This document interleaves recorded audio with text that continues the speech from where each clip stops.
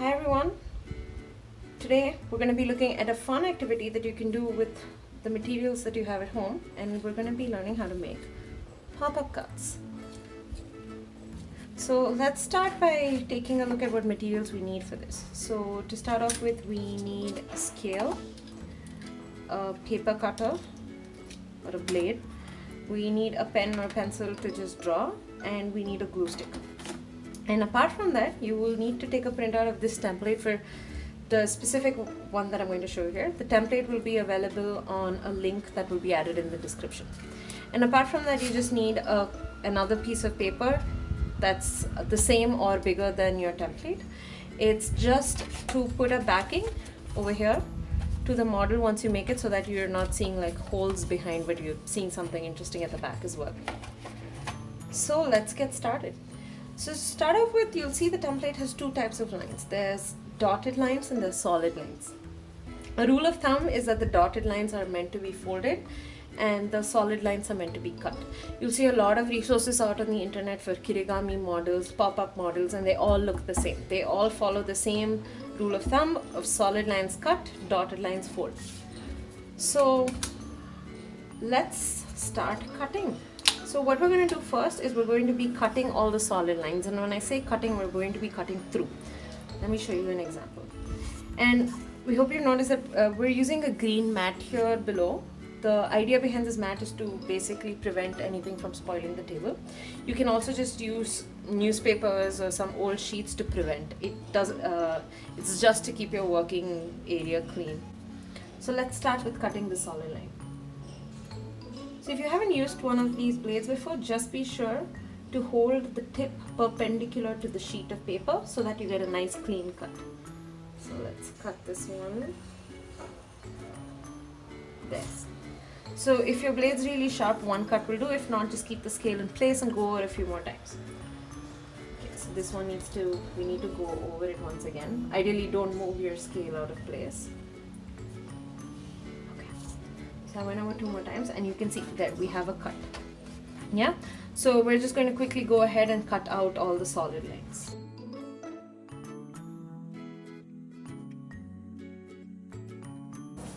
So now we're done. We've cut all the solid lines. You can see the sort of sheet behind them.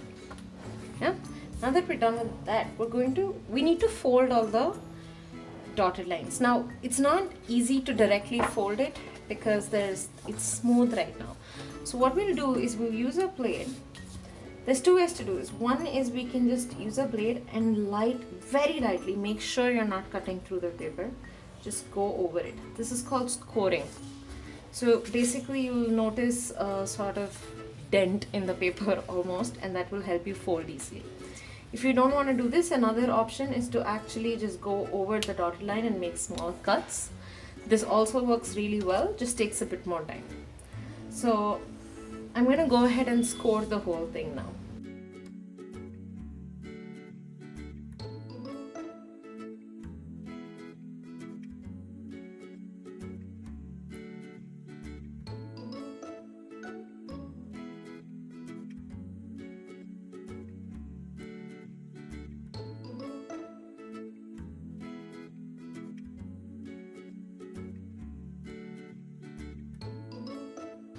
Now, let's quickly take a look at this. These are meant to be stairs. This is a building, and this is a small sort of room on top.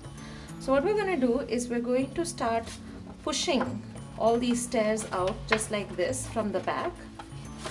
From the back, we're going to do this, and then you'll sort of see a shape coming up, right? We'll start pushing all this out. And then the middle two lines, we're going to fold it inwards a little bit, not too much, just a little bit, and start pushing these lines outwards. Now take your time with this step.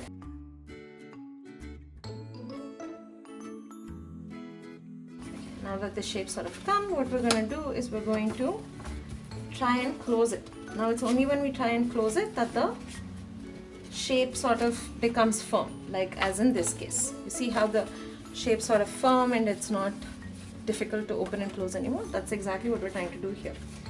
But now that we have a rough shape, what I want to do is also just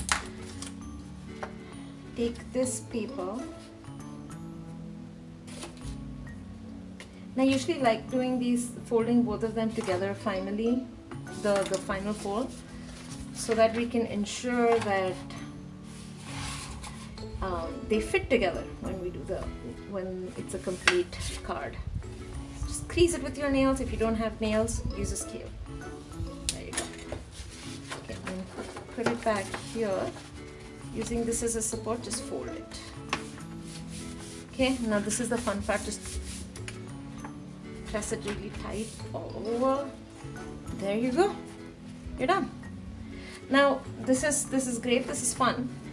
Looks like a pop-up card, but here's where we can start customizing it and adding details. So I typically like to make most of my models look like houses, as you can see with this one.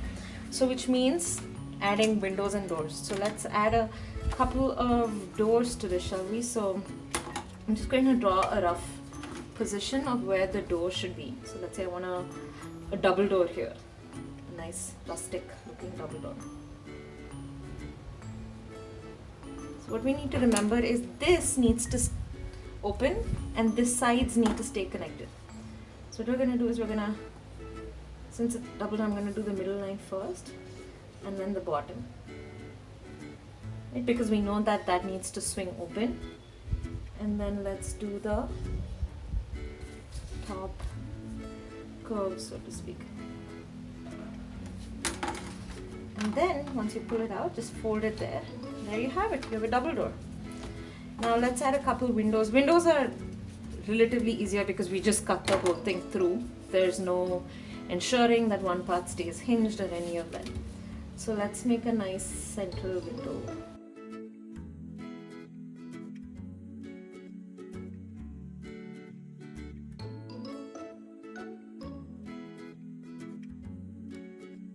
Nice window. You can add much more windows over here, and I'm just going to add another door here as well.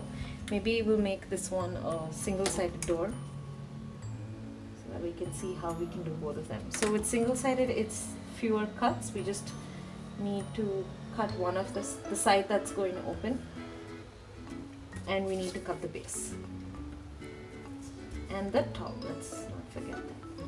Essentially, it's hinged on one side, just like a door. There you have it. You have another door. So now that we have this, we can start sort of decorating our piece. We can add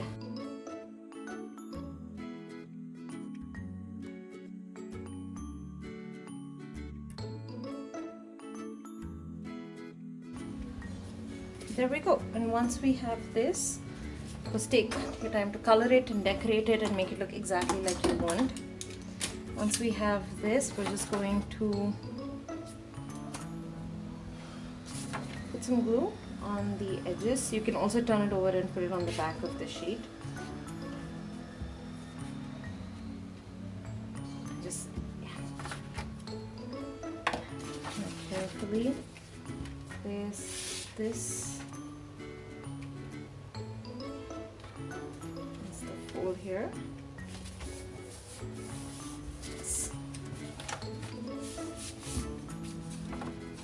Oh, didn't press hard enough.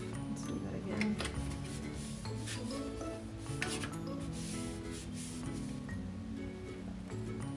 And there we go. We made our pop-up card. So make sure to try out this. We'll be putting the template on we'll be putting up this template on a link in the description for the 4-step house. Feel free to add more steps. You could add more buildings to it, add more decoration, and definitely tag us at Paper Crane Lab. We'd love to see what you made.